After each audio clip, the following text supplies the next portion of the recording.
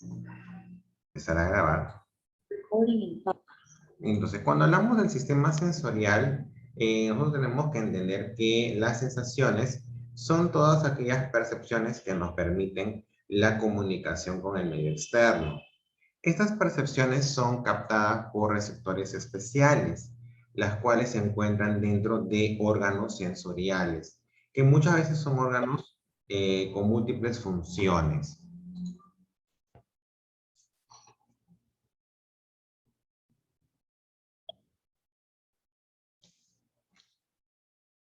Como el caso de la lengua, que no solo se utiliza para la deglución o la articulación de palabras, sino también para la captación de estímulos gustativos.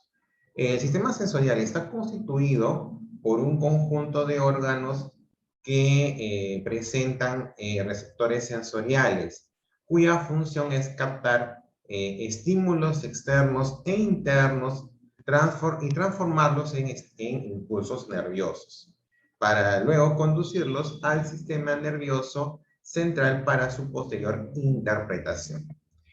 Los receptores sensoriales podemos entenderlos como las estructuras en las cuales existen células capaces de responder con una gran sensibilidad a señales específicas del entorno y de transferir la información recibida a terminales nerviosos aferentes al sistema nervioso central, que corresponden a axones de neuronas sensitivas. El proceso que hace que el receptor sensorial responda de un modo útil al estímulo se denomina transducción sensorial.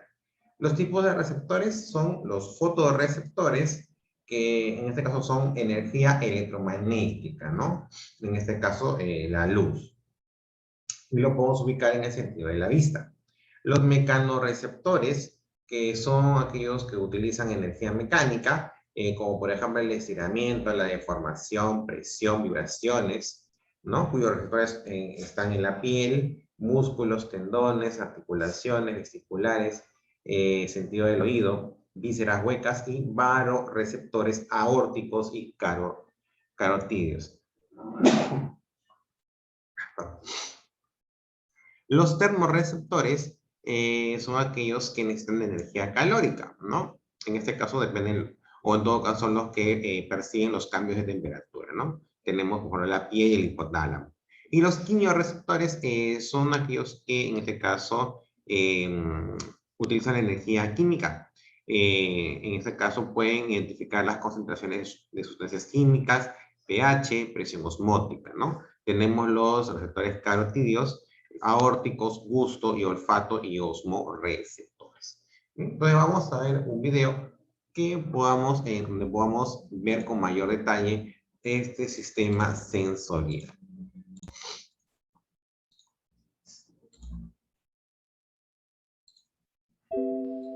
¿Por qué al entrar a un lugar que presenta un olor bastante molesto, después de tener un tiempo allí, dejamos de percibirlo? ¿O por qué podemos distinguir entre el ladrido de un perro o las llaves del auto de papá? Nuestro cuerpo se encuentra lleno de receptores sensoriales que se encargan de detectar los estímulos específicos en nuestro ambiente interno y externo.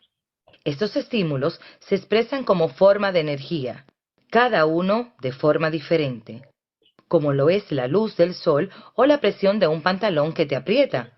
Todos nuestros sistemas sensoriales están preparados para recibir específicas formas de energía. Los tipos de receptores sensoriales que tenemos son mecanorreceptores. Son terminaciones sensoriales que responden a la energía mecánica. Gracias a ellos, nuestro cerebro tiene conocimiento de nuestras posiciones, la aceleración del cuerpo y puede identificar el dolor. Nocioreceptores detectan daños al tejido. Otras formas de recepción sensorial mecánica son el tacto, el estiramiento, las vibraciones. Gracias a la percepción de la estriación de nuestros músculos, nuestro cerebro puede identificar dónde están nuestras extremidades y puede ejercer sobre ellas para mantener el equilibrio. Los termorreceptores responden a la temperatura específica o pueden ser activados por un cambio de temperatura. Por ejemplo, la boa tiene termorreceptores en su cabeza, sobre sus fosas nasales, para identificar las presas de sangre caliente. Los quimiorreceptores detectan solutos específicos disueltos en líquido. Estos son muy importantes en el olfato y el gusto, pues definen los olores y son quienes nos ayudan a distinguir lo que ingerimos, localizando los alimentos con nutrientes y evitando sustancias venenosas. Las neuronas sensoriales son quienes se encargan de recibir el estímulo y generan por consecuencia una potencia de acción que viaja a través de la membrana plasmática para ser traducida. Los receptores sensoriales asimilan los estímulos con la misma intensidad, sin importar si ha sido débil como un susurro o fuerte como un grito, pues simplemente se activan. Lo que hace al cerebro interpretar la intensidad real del estímulo es la cantidad de neuronas sensoriales que consigue activar. De esta forma, un contacto leve como un saludo de manos activa menos receptores que un puñetazo a la cara. Todos los organismos que poseen un cerebro tienen la capacidad de interpretar los estímulos en sentidos, pues están conscientes de ellos. Nuestro cuerpo tiene un sistema de balance para filtrar los estímulos de mayor importancia, de aquellos que no nos son tan relevantes. Este sistema se llama adaptación sensorial. Un ejemplo de ello es que al estar en un lugar público muy frecuentado, recibimos grandes cantidades de estímulos que se interpretan como sonido. Sin embargo, después de poco tiempo, nuestro cuerpo los filtra y ya no somos tan conscientes de su presencia. Resulta muy fácil oír y prestar atención a la persona con quien hablamos, y asimismo nos pasa con muchos olores. Sin embargo, el frío o el calor son estímulos a los que nos cuesta mucho trabajo adaptarnos, pues es el mecanismo de nuestro cuerpo para que le prestemos atención y lo disminuyamos. Existe una clara división entre los receptores cercanos a la superficie corporal y los que se encuentran en nuestro interior. Estos se denominan sensaciones somáticas y viscerales. Las sensaciones somáticas son fácilmente identificables, como poder saber exactamente qué preciso lugar del brazo es que nos pica. De forma contraria, las sensaciones viscerales son aquellas que se dan en nuestro interior, en las vísceras, aquellos órganos blandos e internos. Estos también reciben estímulos, pero son más difíciles de identificar, pues no podemos precisar exactamente qué pedazo del estómago o de los intestinos nos molestan. A veces es incluso un poco difícil interpretar los malestares viscerales. El dolor es uno de los sentidos más importantes, pues señala el daño a un tejido.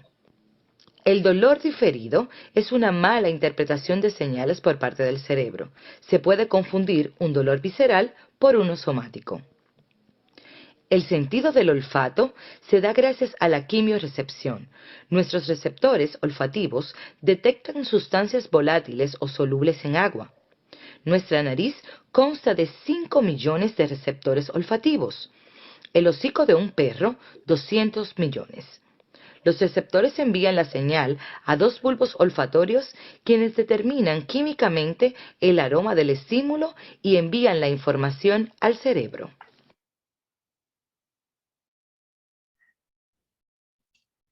El sentido del olfato en algunos animales funciona como forma de localización de alimento y socialización. El componente clave en esto es la feromona, que es una molécula señal que es secretada por un organismo y afecta el comportamiento de otros organismos de la misma especie. El sentido del gusto es también producido por quimiorreceptores. Estos se llaman receptores gustativos y se colocan en su mayor cantidad en la superficie superior de nuestra lengua. Los receptores gustativos, en este caso, también llamados papilas gustativas, tienen la capacidad de percibir sustancias disueltas en líquidos. Algunos animales pueden tener sus receptores gustativos en las extremidades, como los pulpos y las moscas.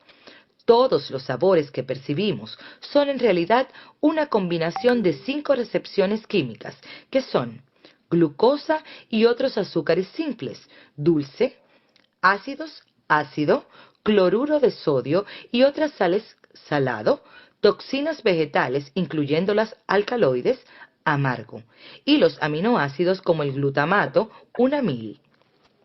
Esta última percepción es parecida a la de la carne seca o queso añejo. Aplicando glutamato monosódico en muchos de los alimentos de hoy en día, se ha producido una sensación más intensa de los sabores de lo que comemos. Aunque no se nombre entre los 5 sentidos tradicionales, existe el muy importante sentido del equilibrio. El órgano del equilibrio se encuentra en el interior de nuestro oído, llamado aparato vestibular. Este es quien está encargado de registrar las posiciones y los movimientos del cuerpo. Un cambio en posición o movimiento genera cambios en el aparato vestibular e informa al cerebro de nuestro estado. Además de tener como base este aparato, el cerebro también utiliza los ojos y la piel para recibir más información. Una contradicción entre la información suplida por la piel y los ojos con las señales vestibulares es lo que produce el mareo o el vértigo.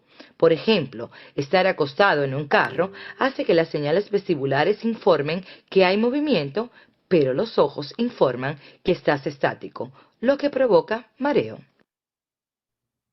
El sonido es la percepción de un mecanorreceptor que intercepta las vibraciones de ondas que hay en el ambiente. El agua propaga esas ondas mucho mejor que el aire y por eso los animales acuáticos no necesitan orejas. Sin embargo, cuando la vida salió del mar a la tierra, tuvo que readaptarse a la diferencia acústica.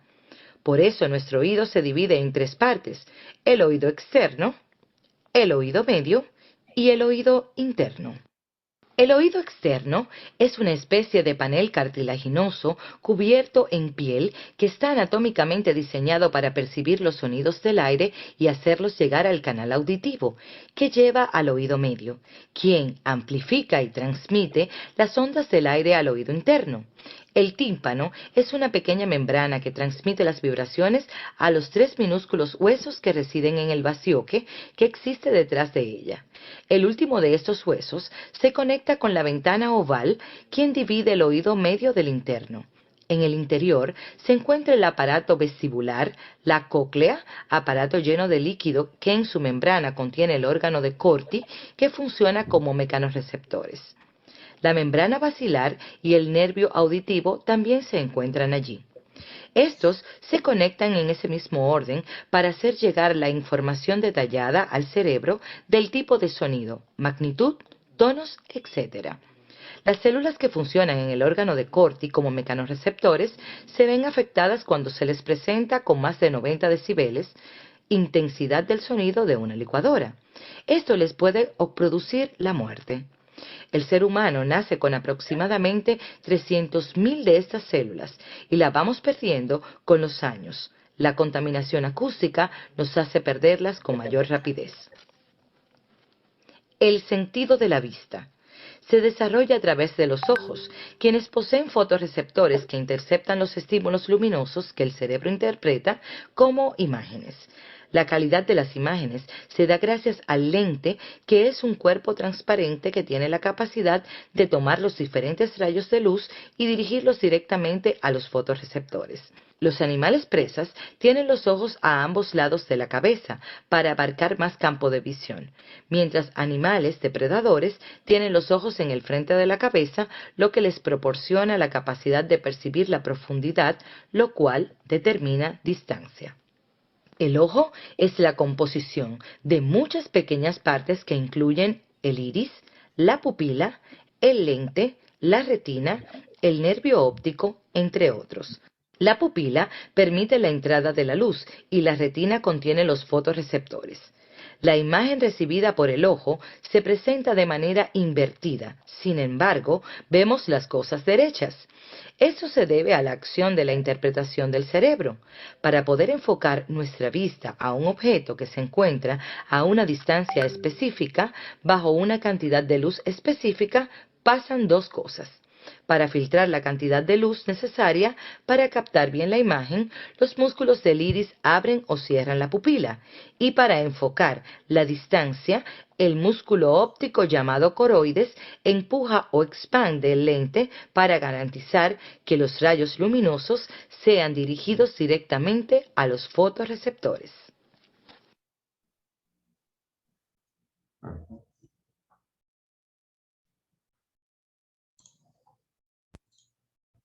Muy bien.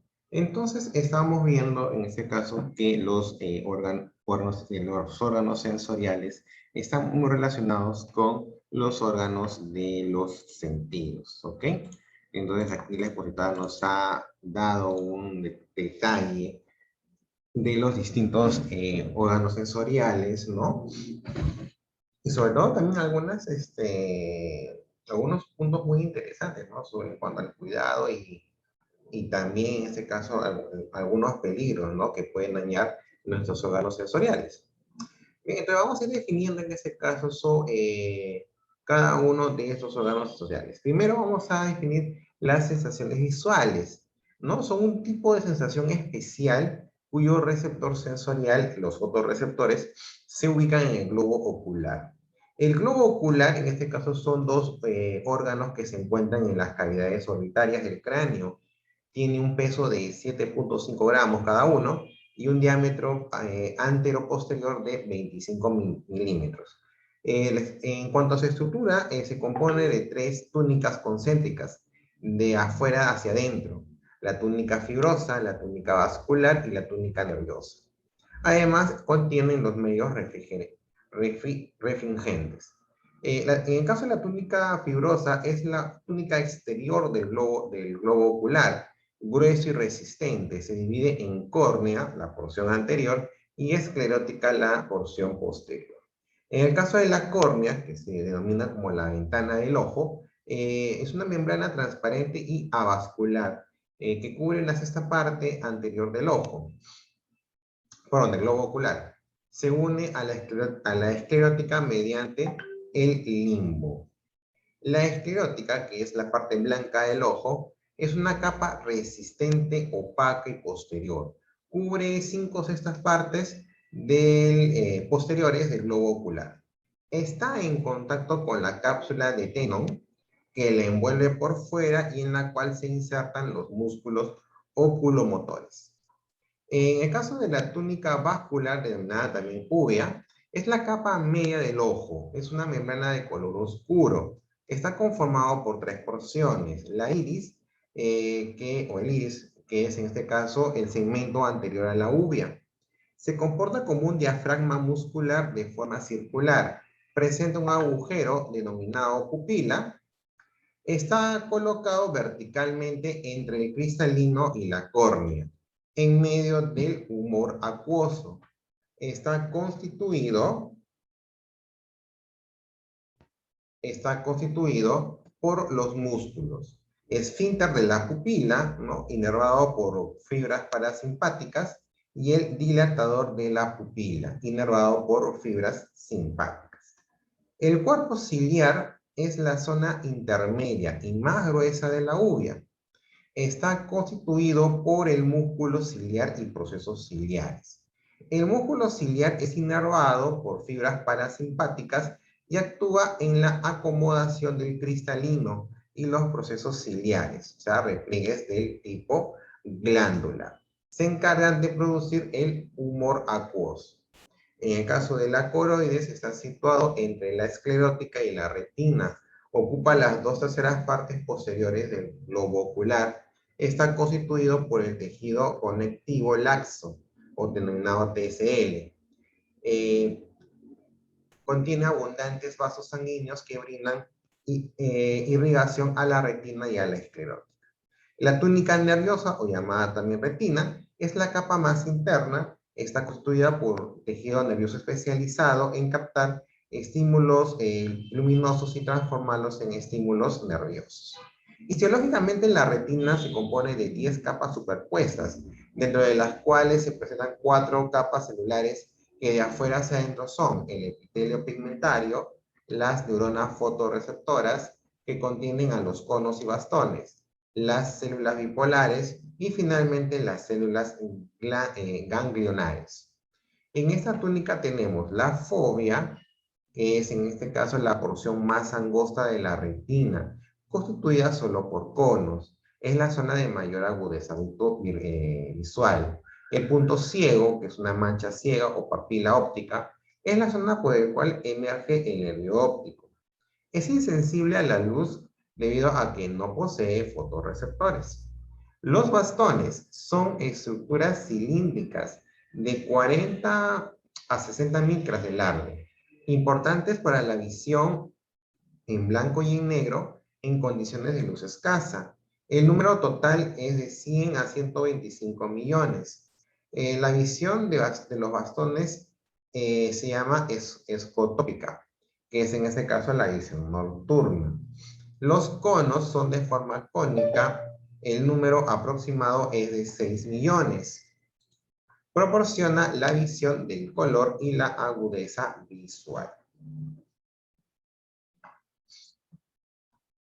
Fisiología visual, dice. La luz, luego de atravesar los medios restringentes, llega a la retina y estimula a los conos y bastones, los cuales a través del nervio óptico transmiten el impulso hacia la corteza occipital. En el caso de las sensaciones olfatorias, son sensaciones cuyos receptores están ubicados en la mucosa olfatoria, que es la parte superior de las fosas nasales. Es el sentido menos conocido y desarrollado en el ser humano. Los receptores sensoriales son neuronas bipolares, también llamadas células olfatorias, que junto con las células basales y sus tentaculares forman el epitelio de la mucosa olfatoria. La mucosa olfatoria reviste la región olfatoria de las fosas nasales. Está formada por epitelio olfatorio y lámina propia de tejido conectivo. La vía aferente son los axones de las células olfatorias. El primer par craneal, mejor dicho. Atraviesan la lámina cribosa del hueso etmoides para hacer sinapsis con las células mitrales del bulbo olfatorio. A su vez, los axones de estas últimas forman la cintilla olfatoria que termina en la corteza olfatoria del lóbulo temporal. Fisiología de la olfacción. Las células olfatorias captan sustancias químicas a través de sus cilios, para luego generar los impulsos a través de los axones. Para captar las sustancias químicas, las células olfatorias se valen de sus cilios cubiertos de moco. A su vez, las sustancias captadas deben cubrir los siguientes requisitos: la volatilidad, la cual permite penetrar las fosas nasales; solubilidad, la cual permite atravesar el moco; solubilidad en lípidos, lo cual permite atravesar la membrana basal. En el caso de las sensaciones gustativas, son sensaciones cuyos receptores sensoriales se encuentran en el dorso de la lengua. Tenemos receptores, las células neuroepiteliales, que junto con las células basales y sus tentaculares forman los botones gustativos. El botón gustativo lo podemos definir como una estructura ovoidea de 50 a 60 micrómetros. Se ubican principalmente en las papilas linguales y en menor medida en el paladar, faringe y esófago proximal. Las papilas linguales son de tres tipos: papilas caliciformes, circunvaladas, que se ubican en la base de la lengua. Son de 8 a 12 y forman la quinta lingual. Presentan aproximadamente 100 botones gustativos cada una. Las papilas fungiformes se ubican en la punta y bordes de la lengua. Presentan aproximadamente 5 botones gustativos cada una. Las papilas filiformes se ubican en los 2/3 anteriores de la lengua. Son las más abundantes, sin embargo, no presentan ningún botón gustativo y participan en el tacto. Fisiología gustativa. Las células gustativas presentan en su extremidad microvellosidades, la cual le permiten a la célula gustativa entrar en contacto con las células químicas disueltas en la saliva. Posteriormente, generar los impulsos nerviosos que se dirijan al área gustativa del lóbulo parietal. Existen 4 sabores básicos que pueden ser captados con mayor intensidad en ciertas partes de la lengua en relación a otros. El dulce, que es captado principalmente por la punta de la lengua. El ácido, que son captados por los bordes laterales de la lengua. El amargo es captado principalmente en la base de la lengua, o sea, en la parte de aquí arriba. ¿No? Ácido salado, cuando acá no colocaron el salado, pero el salado también, al igual que el ácido, es captado en las zonas, en los bordes laterales de la lengua. ¿Ya? Las sensaciones auditivas. El oído va, en este caso, a compartir 2 funciones sensoriales porque posee receptores tanto en las ondas sonoras como para el equilibrio. Desde el punto de vista anatómico se divide el oído en 3 regiones principales: oído externo, oído interno, oído medio o caja timpánica, y el oído interno. En el caso del oído externo, posee una estructura que le permite captar las ondas sonoras y dirigirlas hacia el interior del oído. Está constituido por el pabellón auricular, ¿no? Llamado también oreja, que es un cartílago elástico en forma de trompeta recubierto por una capa gruesa de piel. Debido a su forma, orienta las ondas sonoras hacia el interior del conducto auditivo externo. El conducto auditivo externo es una estructura tubular de 2.5 centímetros de longitud que se aloja en el hueso temporal. Va desde el pabellón auricular hasta el tímpano. El oído medio, o también llamado caja del tímpano, es una cavidad de 1 o 2 centímetros cúbicos, llena de aire, que está por dentro del hueso temporal, está cubierto por epitelio simple plano.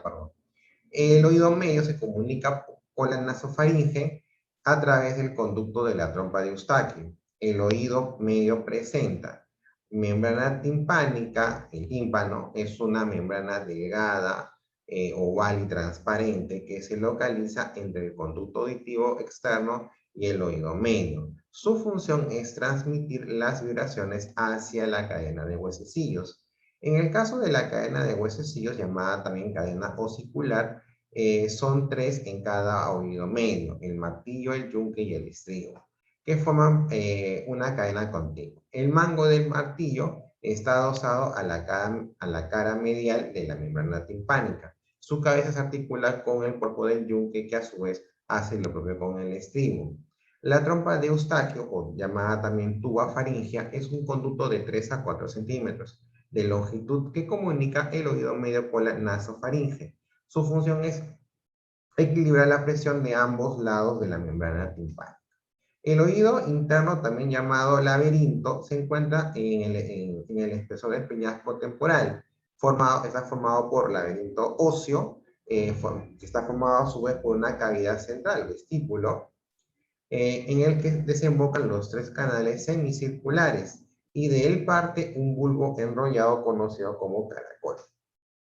El laberinto óseo está cubierto por periósteo y contiene un líquido denominado perilinfa, cuya composición es semejante al líquido cefalorraquídeo. Presenta vestíbulo, cavidad central en forma oval, canales semicirculares. Son 3 cavidades tubulares a manera de asa: superior, posterior y lateral. La cloquia o caracol óseo, canal óseo espiral que describe 2 vueltas y 3 cuartos. Gira alrededor de un eje llamado modiolo o colume. Ya también tenemos el laberinto membranoso, ¿ok? Que está compuesto por el utrículo y sáculo, conductos semicirculares, el conducto coclear, el órgano de Corot. En el caso de la fisiología de la audición, las ondas sonoras que llegan al oído son dirigidas al interior del conducto auditivo externo por el pabellón auricular. Cuando las ondas llegan a la membrana timpánica, hacen que comience a vibrar. Estas vibraciones son transmitidas al martillo, al yunque y al estribo. La vibración del estribo hace que la ventana vestibular se mueva hacia adentro y hacia afuera, originando movimientos ondulatorios de la perilinfa de la rampa vestibular hacia el conducto coclear. La presión ejercida por la perilinfa empuja la membrana basilar hacia adentro y origina aumento de presión de la endolinfa dentro del conducto coclear. La vibración de la membrana basilar origina que las células ciliadas del órgano espiral, órgano de Corti, se muevan hacia la membrana tectórea, generándose el impulso nervioso. Los impulsos nerviosos viajan a continuación por la porción coclear del nervio vestíbulo coclear, que es la octava par craneal, dirigiéndose finalmente a las áreas auditivas del lóbulo temporal en la corteza terrestre. En el caso de las sensaciones del tacto, recibe estímulos del exterior a través de la piel. Presión, ya sea por la presión, el roce, el contacto, la vibración y temperatura. Y puede recibir los estímulos como normales o como aviso de dolor. Los receptores se encuentran en su mayor parte en la dermis. Ya hablamos de ellos en el tema de la piel. Terminaciones libres, corpúsculo de Pacini o de Ruffini o de Meissner o nociceptores. De los receptores salen neuronas que se unen para formar nervios y que llegan al cerebro a través de la médula espinal. Es en el cerebro donde se interpretan las sensaciones y se localizan concretamente en las áreas sensitivas de la corteza cerebral. Si el estímulo es doloroso, sigue otra vía diferente que no lleva a la corteza, de ahí que las sensaciones dolorosas sean más difíciles de localizar. Bien, chicos, entonces hemos visto en este caso ya hemos visto cómo son los órganos, en este caso, sensoriales, ¿ya? Relacionados, como les había mencionado, con los órganos, ¿no? Con los órganos de los sentidos, ¿ok? Entonces, en lo que vamos a investigar un poquito más, quiero que me hable un poquito más sobre la esclerótica, ¿ok? Investigar sobre la esclerótica. Ese es el trabajo para esta segunda hora, ¿ok? Y nos veremos a las 3 de la tarde para poder Eso vamos a hacer como un trabajar documento. la práctica. Dime, Eso vamos a investigar, ¿no? por supuesto. Ya, entonces se investiga la esclerótica, pero sus trabajos a las 3 de la tarde y nos vemos a esa hora para la práctica de comunicación. Nos vemos.